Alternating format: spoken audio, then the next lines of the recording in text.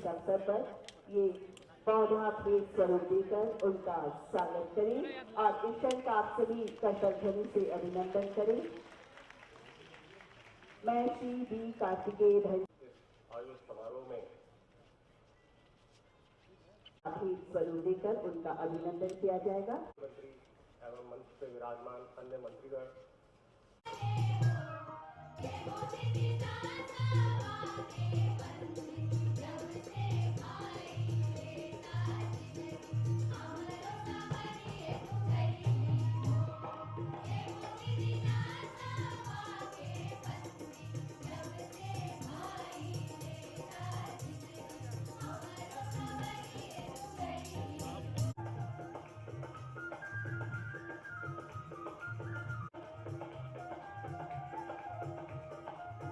अनावरण माननीय मुख्यमंत्री महोदय के कर कमलों द्वारा किया जा रहा है।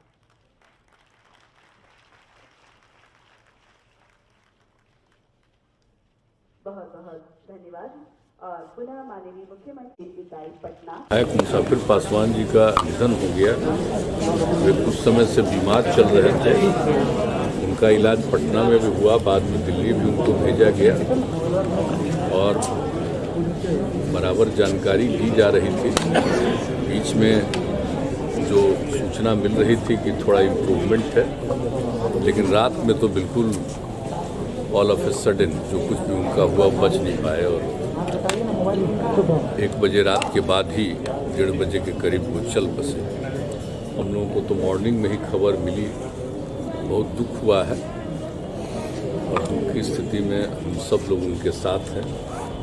उनके लड़के से भी बातचीत वहाँ वो थे हुई थी, आज भी अभी सब लोग आए हैं वहाँ से।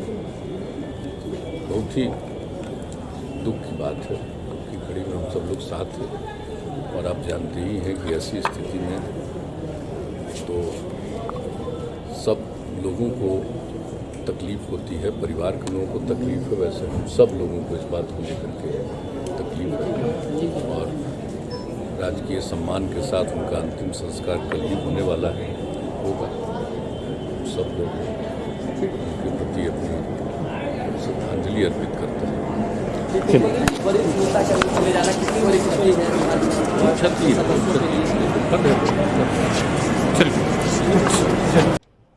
और दारू जो पीने गया उसको जो दारू मिला वो खराब दारू मिला, तो लोग चिंता प्रकट कर रहे थे कि उसको खराब दारू मिला, अच्छा दारू मिलना चाहिए था। इसी के लिए प्रकट कर रहे थे। इसका मतलब दारू मिलना चाहिए।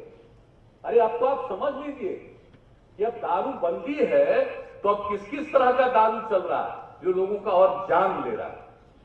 तो इन सब चीजों को तो समझना चाहिए। और क्यों पिया भाई, ये तो एक एक आदमी को समझना चाहिए।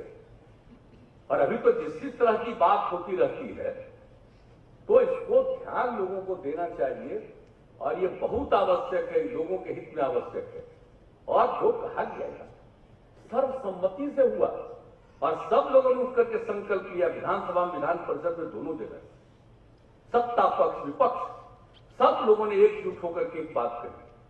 कभी कभी हम लोगों की बात सुनते हैं तो मुझको तो आश्चर्य होता है। इसका मतलब लोगों को जब हमने उस समय इसको लागू किया और इतना अवेयरनेस लोगों में था तो उस समय की बात दूसरी थी। अब अभी लोगों को लग रहा है कि अब इजाजत मिल जाता कि दारू पीते रहे। ये सब तो दिमाग में है क्या बहुत लोगों का?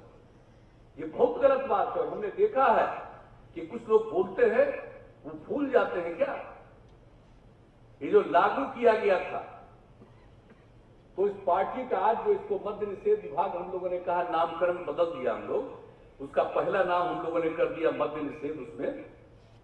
तो आप जरा बताइए कि उसका जो प्रस्ताव आया था और जो डिपार्टमेंट किसके पास था, जिस पार्टी का मंत्री था और कितनी मजबूती के साथ वो इसके पक्ष में बोलता था। जब हमसे भी आता था उस आदमी ने कहा था कि शहरी क्षेत्र वाला सर काहे आप अभी छोड़ दे रहे हैं। और आज बताइए तो उस पार्टी का एक दो आदमी कुछ बोलता है, मुझको तो आश्चर्य होता है। और ये भूल गए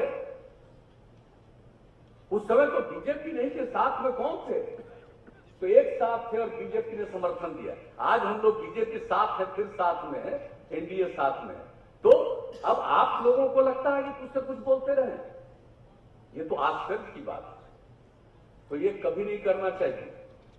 करवा रहे हैं, इसलिए करवा करे की शपथ फिर ली, ताकि एक बार मन फिर से मजबूत हो, इधर उधर कोई बाएं दाएं न करे, और जब भी कोई बाएं दाएं करता है तो उस पर जो भी कानून है उसके मुताबिक निश्चित रूप से कार्रवाई करनी चाहिए। और जो सरकारी तंत्र में भी जो लोग हैं और वो भी कोई गड़बड़ करते हैं तो बर्दाश्त नहीं किया जाना चाहिए। यहीं पर सब अधिकारी लोग बैठे हुए हैं, जो इधर उधर करे बाएं दाएं उसको बर्दाश्त नहीं किया जाना चाहिए, और जो नियम और कानून है उसके मुताबिक निश्चित रूप से एक्शन होना चाहिए। और कहीं भी नहीं, अब देखिए अब इस बार वे पकड़ रहे थे, कहां कहां पता चल रहा है। और हमने तो मीटिंग में ही कह दिया कि भाई जरा पटना शहर को देखिए, इस सबसे ज्यादा गड़बड़ यही करता है।